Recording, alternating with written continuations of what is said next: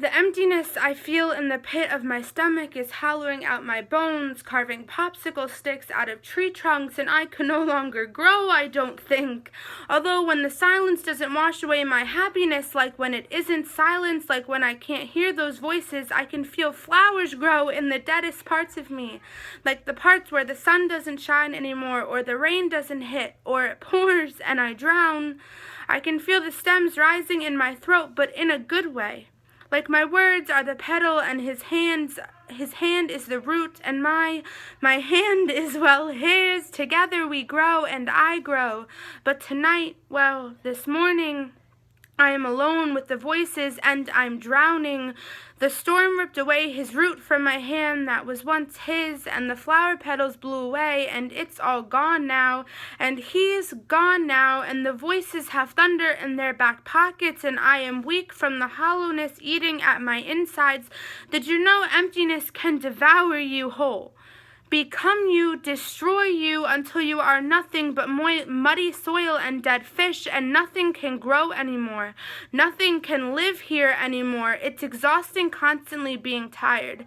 But sleeping is for the people who aren't afraid of drowning. The voices like to see me struggle underwater and then wake up grasping for air with nothing to show for it except dead things.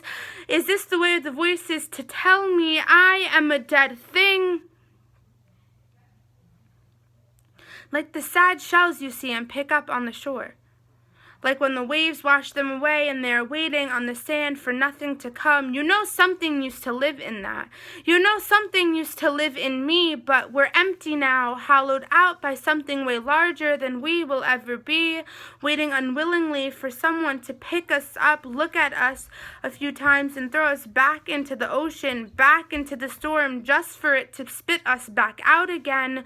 Repeating the cycle is way worse than not breathing underwater, because when you gasp for air and find it, it is much worse when you realize the cycle will just do it to you again. You are an empty shell. I am an empty shell. No one lives here anymore. Nothing grows here anymore.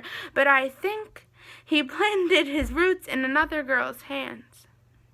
And although I'm lying here, waiting for nothing, I cannot help but smile, and the feeling of stems once swaying in my throat linger like his cologne when he left in the morning.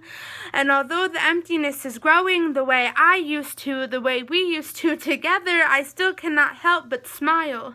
Because maybe, just maybe, she doesn't have these voices that pull him under and spit him out with me. Because the only thing worse than thinning and hollowing yourself is doing it to someone else. He is much more than an empty shell. He has roots as hands that grow into your soul and stay there, even when he doesn't, even when nothing does. And I almost took that from him. I can stand being empty. And I'm getting to be a pro at not breathing, but he has roots as hands and he deserves to plant them and let them grow without worrying about storms and dead things and being washed away. He is way larger than that, and although I am getting worse, I want to see him grow without having to replant over and over and over again. So I lie here and watch him grow into someone else's soul and remember the feeling and the happiness before the voices took over, and I smile. I hope she knows she's a lucky girl. And I hope the voices don't take her over too and wash her away just to spit her back out. And God, I hope if they do, she won't bring him under.